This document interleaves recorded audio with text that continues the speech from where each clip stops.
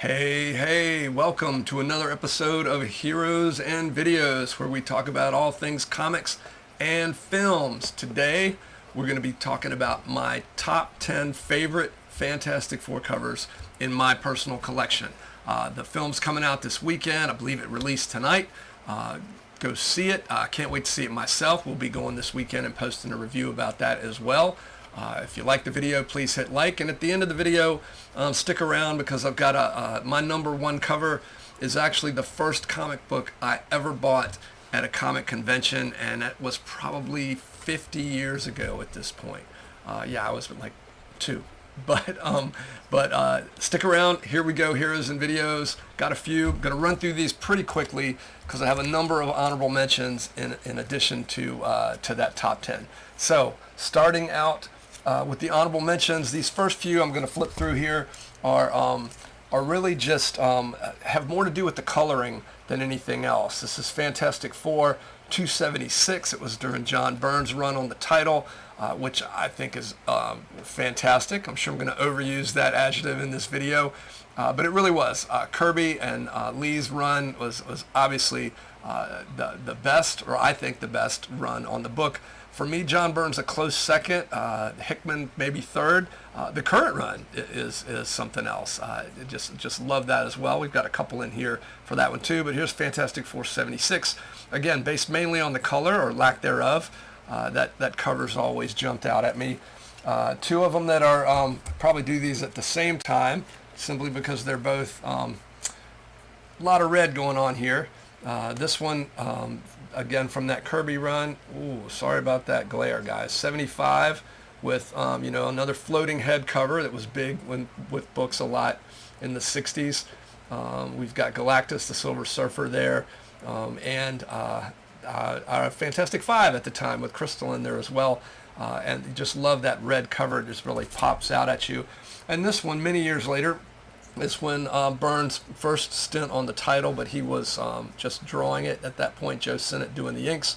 That red alert, that all of them bathed in that red glow, is something that is very eye-catching. So there's 3 real quick from honorable mention. I did mention the current run. Ryan North is doing a run on Fantastic Four that is it's just spectacular.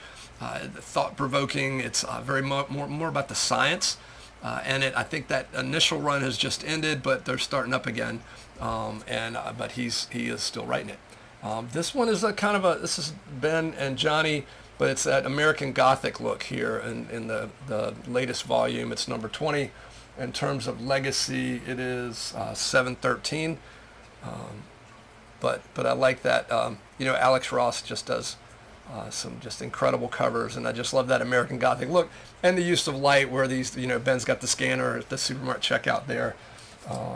Still in the honorable mentions, 2 more quick ones. Classic Fantastic Four 100. A lot going on this cover. If I can hold it still for you. Ton of villains. This cover is kind of neat for me. As a kid, I had a puzzle of this cover, and it was quite interesting to try to put the puzzle piece together based on where everybody is. We've even got the Hulk down in the corner there, which, again, shocker, spoiler for 50-plus-year-old book.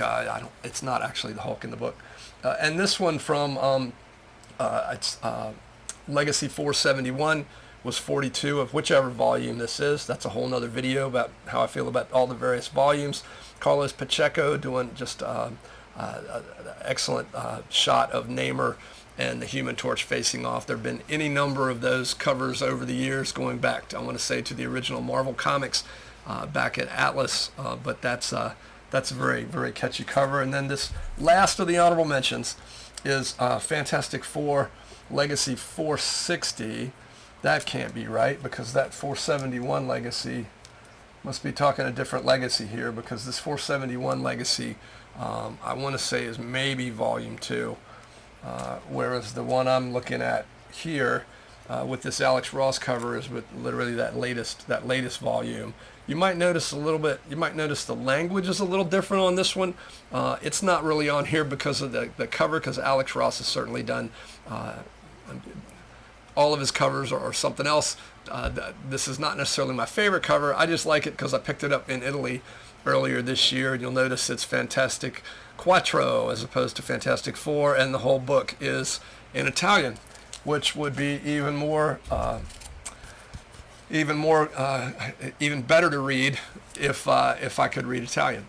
So now we're into the top 10, and we'll cruise through these. The Fantastic Four, number 214.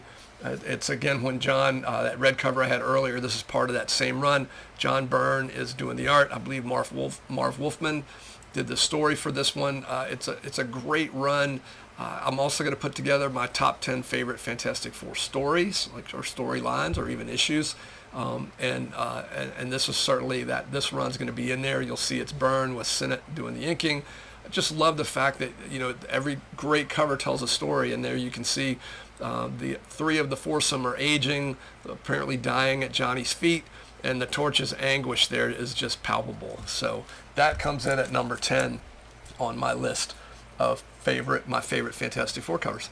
At number 9 is Frenetic Ron Frenz.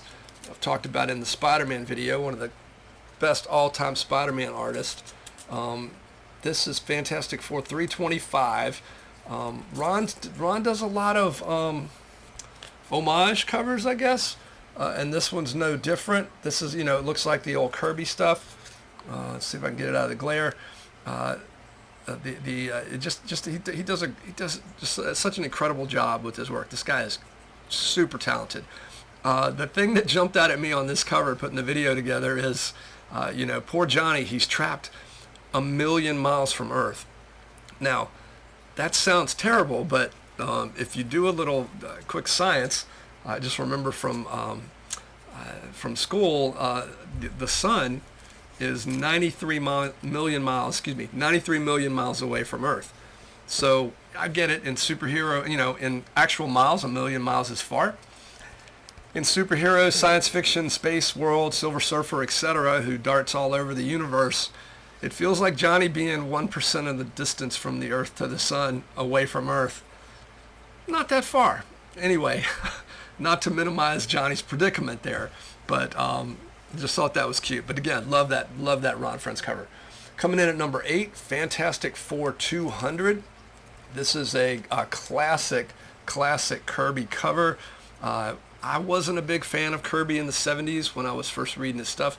I do certainly enjoy it now, and this was when he'd come back to Marvel. At this point, he was doing a lot of covers, in addition to a Captain America run that I probably won't be doing a video on. But this is kind of the first, I don't want to say first go around, but it reminds me a lot of the Secret Wars storyline that Jonathan Hickman did a number of years ago, that where, you know, the conclusion, the final battle is Reed and Victor Von Doom, you know, just mano a mano up against each other. And this is probably one of the more brutal battles the two had at that point. It kind of reminded me of the Thing fight with Doctor Doom back in Fantastic Four 40, where it's just no holes barred and they just go at it. So that's more about the story. This video is about the covers. I love that composition. It's just you know, just an awesome Kirby cover. So I mentioned Byrne earlier. Got a few Byrne covers on this list. Fantastic Four number 233, the second issue of John Byrne writing and drawing the book. This cover's always popped for me just because of the sheer power of the Human Torch, and he flames on a lot, but it's seldom that you really get a feel for just how hot and, you know, how bright that would be. And I think this cover does a good job of that. I have no idea what is melting there in the foreground that he's bursting out of, but yeah, just a really great cover. We are now up to, I want to say we are now up to 10, 9, 8, 7. Counting is good. Kids at home, you know, keep up with your math. Reading is what is it Nate Bargatze says? Reading is the key to smart. Fantastic Four. Next up on the list, Fantastic Four 260 that I've left a price tag on, apparently. I've got a few of these. I like this just simply in terms of a cover telling a story. You see there Doom's mask in the foreground. it's like, what's happened here? And the look on Sue's face, the sheer shock, as well as Johnny and Ben, where, like, oh my gosh, so you kind of have to read this book. You want to know what's going on here that is apparently disintegrated Doctor Doom. And it's also the idea that, the Fantastic Four reaching down for that mask is pretty powerful stuff. So now we're up to the top 5. Number 5 is going to show up, spoilers, is going to show up on my favorite stories list as well. Number 5 is Fantastic Four 51. This Man, This Monster. This is on a lot of lists for one of the best single comic stories of all time. It's just a great story. It's heartbreaking in terms of Ben Grimm's story as the Thing, of course, as a misshapen monster, as well as this unnamed villain, or I don't even want to call him a villain, but yeah, I guess he is based on what goes on in the story. But that the villain has the dynamic character in the story. He's the one that has a change of heart. You see Reed in the background getting zapped into the negative zone there, and Sue again with the plaintive look on her face. Just she's wanting to help, and then poor Ben. It's also the one that's got one of the best splash pages of all time with Ben or the Thing standing in the rain outside. Kirby was just a master craftsman at conveying images. Kirby to Byrne again. I guess they make up the majority of this list with a little Ron Frenz thrown in there. This is Fantastic Four 243, which is the big battle with Galactus. And like it says, Galactus versus everyone. We've got Doctor Strange, the Avengers, I think Spider-Man and Daredevil even put in a couple of cameos, but they just kind of sit it out. But just like this cover, there's a lot going on. It's bright, it's colorful. You've got a lot of heroes on it. Everybody doing their own thing. A lot of action there, which is always great for a cover. Not so much action in the next one, though. There's about to be another great cover. Fantastic Four 112 with the Hulk versus the Thing. That's a whole nother video series in terms of that clash throughout the years. The black cover here, see, it does have, unfortunately, it's got a little spine tick there, but it's but I like it. It's I've had it for many years. So Hulk versus the Thing, Fantastic Four 112, got the little enough said in the corner, of course. And though I don't think Stan was writing the book at that point. Oh, okay, my mistake. I had said earlier in the video that my number 1 book was on this list was the first comic book I bought at a comic book convention. I misspoke. It turns out, as I go through the list, it's the number 2 cover on my list. I got this comic in the early 70s. I was a little guy. My parents, we were somewhere on vacation or something, coming from a business meeting or something of my dad's, and we were on the way back through, I don't know, a couple hours from where we live, and on the way back, my dad noticed there was a comic convention at a hotel. I don't know that I'd even heard of comic conventions at that point. So it's kind of cool. He stopped in, and we said we could go in, and I could spend an hour. I think it was half an hour on our trip to pick up one comic. And so I looked around, and it's wasn't in the best of shape. It's been in great shape since I've had it, but it wasn't in the best of shape when I got it. At the time, for the grand total of $2.50, I purchased Fantastic Four 25, and you see it's pretty beat up. What I love about the cover, 2 things really jump out at me. The first is just how large the Hulk is in comparison to the Thing. I know in that last cover they look comparable in size, but a lot of times we forget the Hulk is usually supposed to be a little bigger than everybody else. And I just love how here the Hulk is he just dwarfs the Thing. The Thing is not half his size, but maybe 2/3 his size. It's something. You can really get an idea for how overwhelmingly strong and powerful the Hulk is, which fits in. It's the Fantastic Four's title, right? Ben should be the underdog, as he often is. That's his part of his character, right? Is coming from behind. He's the guy. He was I can do this all day before Steve Rogers made that famous in the movies. Again, you can see it's pretty beat up copy. The other thing I like about the cover is if you look around in the background, it's interesting because you see the people in the city, the citizens. You also see the other three of our quartet, and they're not really in on the action. I mean, Johnny's flames are kind of going out. Sue's, down on the ground. Reed's over in the corner, not doing a whole lot. It's the battle of the century. It's just, again, pretty beat up book. I got it for pittance 50 years ago, but that comes in as my number 2 comic book cover, my number 2 Fantastic Four cover in my collection. And then number 1, it's actually the first book, the first Fantastic Four book I picked up off of the stands as a kid. I've mentioned in the past, it's kind of like your favorite Doctor Who, whoever played the Doctor when you started. Well, this book means a lot to me personally, and it's got a pretty powerful cover too. This is I won't keep you in suspense any longer. My favorite comic book cover, my favorite Fantastic Four cover in my collection is Fantastic Four 141. I have a few of these over the years. I kind of have to pick this book up every time I see it. Look what's going on here. I mean, one of the best thing drawings I've ever seen. That I just look. I want to say this is Ramita, but I can't swear to that. I should know, right? But he's pushing, Reed out the window. I mean, these are the heroes, right? They're fighting each other, which I know was kind of the Fantastic Four's thing starting out. But he says, Ben, you don't understand. All I know, Richards, is that you're trying to kill your own son. And then Sue's over here saying it's too late, and it's too late for all of us. Little Franklin's glowing like an atomic bomb, and yes, that's Franklin with brown hair back then.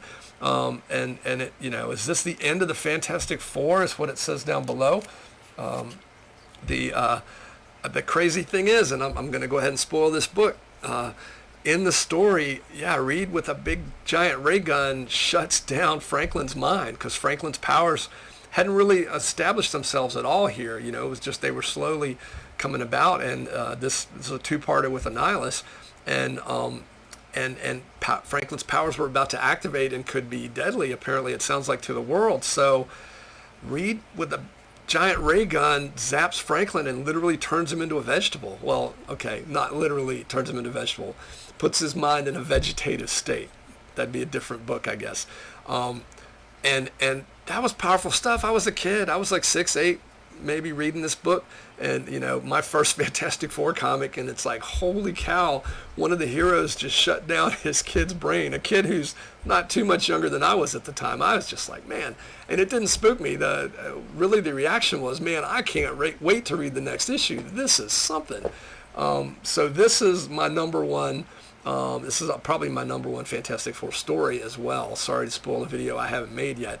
But yeah, I just love this cover, mainly because it's got, and back then where they had the cool thing where in the upper corner box they had a different member of the Fantastic Four up there. It was usually Ben or Johnny, but that was always kind of cool too. So there you have it. Thanks for watching. That is my top 10 favorite Fantastic Four covers in my collection. The movie's out. Make sure you go see it. It looks fantastic. Not to belabor that adjective. Would love it if you'd subscribe to the video, click notifications, leave me a comment below. Let me know. Would love to hear in the community what your 10 favorite Fantastic Four covers are. You know what? You don't have to drop all 10, even if you just tell me a few. And would love to hear what you think of the ones I picked. In the meantime, keep reading comics, keep going to see movies in theaters, and be kind to each other.